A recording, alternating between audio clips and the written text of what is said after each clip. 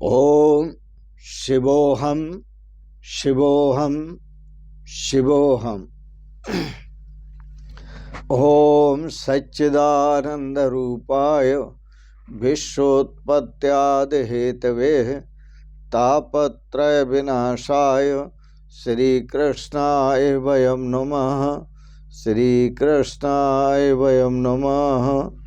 कृष्णाय वासुदेवाय हरये परमात्मने प्रणतः क्लेशनाशाय गोविंदाय नमो नमः। गोविंदाय नमो नमः। ओम। पूर्व प्रसंग में आप श्रवण कर रहे थे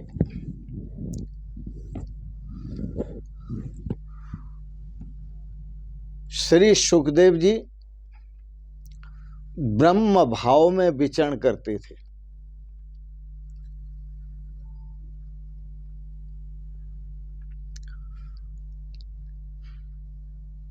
ब्रह्म रूप थे, ब्रह्म भाव में लीन रहते थे। ब्रह्म चर्चा करने वाले सुलभ हैं, पर ब्रह्म ज्ञानी सुलभ नहीं।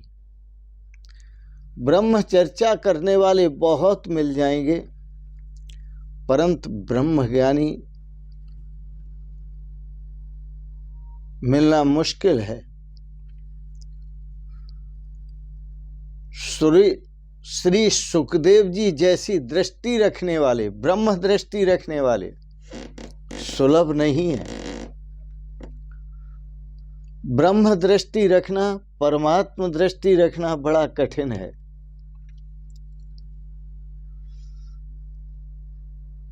शौनक आदि ऋषियों ने पूछा सूत जी महाराज से, जब उनकी ब्रह्म दृष्टि थी श्री सुखदेव जी की, तो उन्हें श्रीमद् भागवत पढ़ने की आवश्यकता क्या थी? फिर भी वह भागवत पढ़ने के लिए गए। श्री सुखदेव जी ने भिक्षावृत्ति भी की। किसी भी घर के सामने जाते थे, गोदोहन काल तक ठहरते थे। कल आप बता रहे 6 मिनट से अधिक नहीं रुकते थे। फिर 6 मिनट से जब अधिक नहीं रुकते थे तो 7 दिन बैठकर उन्होंने राजा परीक्षित को जो कथा सुनाई, वह कब सुनाई, कहाँ सुनाई और कैसे सुनाई?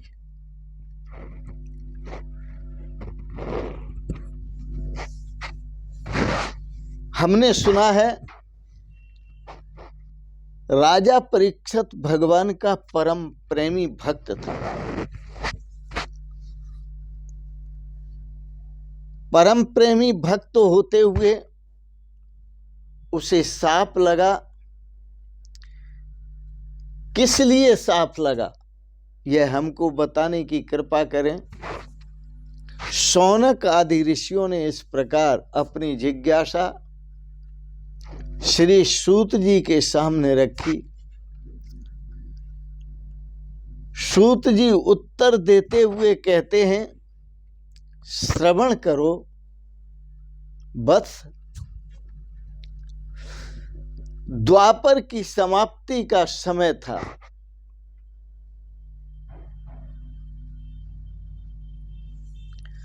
जब द्वापर की समाप्ति का समय था तो बद्रीनारायण जाते हुए रास्ते में देव प्रयाग आता है।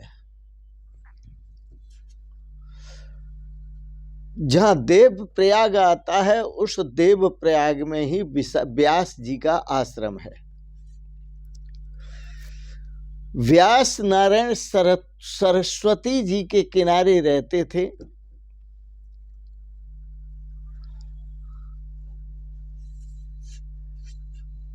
अपने आश्रम में विराजते थे। एक समय उनको कलयुग का दर्शन हुआ, और जब कलयुग का दर्शन हुआ तो 5000 वर्ष बाद क्या होने वाला है, क्या दृश्य होगा, यह सब उनको सपने में दर्शन हुआ।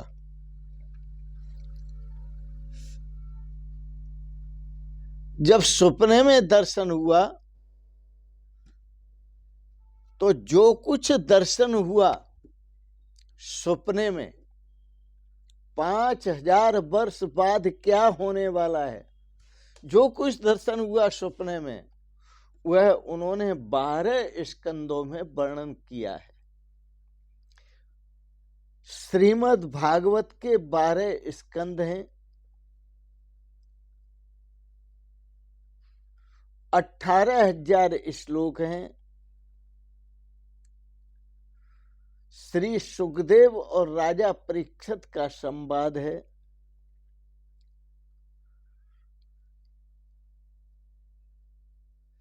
व्यास जी ने जैसा देखा वैसा लिख दिया।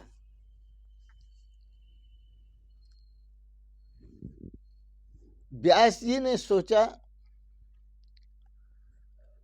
कलयुग के जो लोग होंगे वो विलासी होंगे और कलयुग के जो मनुष्य होंगे वो अधिकांश बुद्धिहीन होंगे।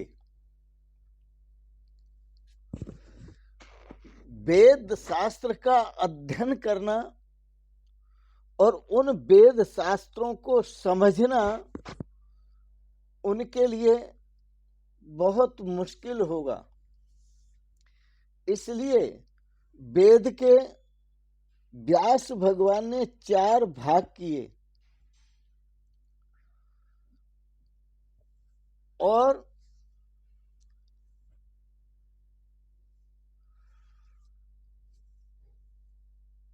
सत्रह पुराण लिखे। एक भागवत 18वां पुराण, 18 पुराण हैं। पुराणों की रचना की, वेदों को समझाने के लिए पुराणों की रचना की। यदि ऐसा कह दें कि वेदों का जो भाष्य है वो पुराण है, जो वेदों में समझ में ना आए वो पुराणों से समझो। इसलिए वेद व्यास जी ने वेद के 4 भाग किए। यजुर्वेद, सामवेद, ऋग्वेद, अथर्ववेद, और उनका भाष्य पुराणों में किया ताकि जनसाधारण मनुष्य की समझ में आ जाए। सूत जी कहते हैं भगवान के स्वरूप को समझना है, पुराणों से समझें।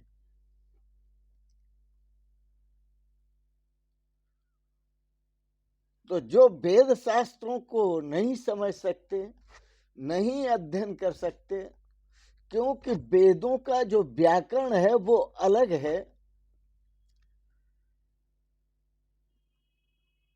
लौकिक व्याकरण अलग है, अलौकिक व्याकरण अलग है। इसलिए वेद के व्याकरण में जो लिखा गया व्याकरण के अनुसार उसको वेद भाष्य का,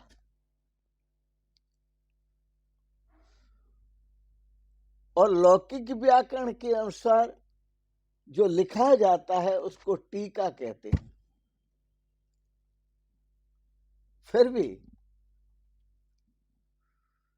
जगद्गुरु शंकराचार्य ने बहुत ग्रंथों का भाष्य किया, वेदांत दर्शन का भाष्य किया। वेदांत दर्शन भी वेद व्यास भगवान ने लिखा।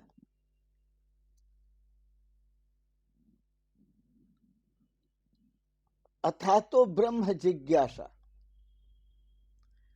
ब्रह्म की जिज्ञासा, ब्रह्म का स्वरूप क्या है, ब्रह्म को हम कैसे जाने। तो सुखदेव जी जैसे ब्रह्म ज्ञानी मिलना सुलभ नहीं है, दुर्लभ है।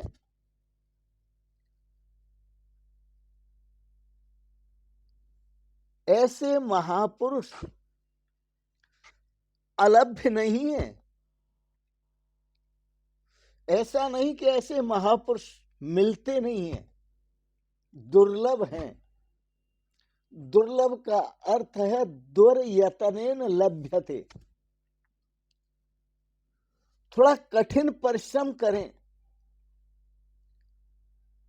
तीव्र जिज्ञासा अपने अंदर जगाएं, पूर्ण श्रद्धा का जागरण करें, तब ऐसे महापुरुषों का मिलन होता है। राजा परीक्षित की तरह एक क्षण में समस्त राज्य परिवार को छोड़कर पूर्ण वैराग्य के साथ गंगा किनारे वृक्ष के नीचे बैठकर प्रार्थना करें भगवान से कि ऐसे ब्रह्मज्ञानी महापुरुषों का हमें मिलन हो, जिससे हम अपने श्रेय को, अपने कल्याण को प्राप्त करें। भगवान कृपा करेंगे, ब्रह्मज्ञानी महापुरुषों के साथ आपका मिलन होगा। आप निश्चित ही अपने श्रेय को, सौभाग्य को, कल्याण को प्राप्त होंगे और जीवन आह्लादित हो जाएगा, आनंदित हो जाएगा। आपका जीवन आनंद से ओतप्रोत हो जाएगा, शाश्वत शांति से ओतप्रोत हो जाएगा, शाश्वत सुख से ओतप्रोत हो जाएगा। फिर आप कह सकोगे, आप भी कह सकेंगे, वाह बारे मौज फकीरां दी, वाह बारे मौज फकीरां दी। अरे कभी चबावे चना चबेना, कभी चबावे चना चबेना, कभी लपट ले खीरा दी, वाह बारे मौज फकीरां दी, वाह बारे मौज फकीर। मंग तंग दे टुकड़े खांदे, मंग तंग दे टुकड़े खांदे, चल दे चाल अमीरां दी, वाह बारे मौज फकीरां दी, वाह बारे मौज फकीरां। ब्रह्म ज्ञान होने के बाद यह मस्ती उनमें आती है और यह मस्ती आपको भी प्राप्त हो, आपको भी ब्रह्म ज्ञान प्राप्त हो, आपको भी यह मस्ती प्राप्त हो और सदा आप अपनी मस्ती में झूमते रहें, सदा आनंदित रहें। ऐसी हमारी मंगलमय शुभकामनाएं। तो इन शब्दों के साथ वाणी को विराम देते हुए आपके प्रति बहुत बहुत शुभकामनाएं, बहुत बहुत आशीर्वाद, बहुत बहुत प्रणाम। शिवोहम शिवोहम शिवोहम।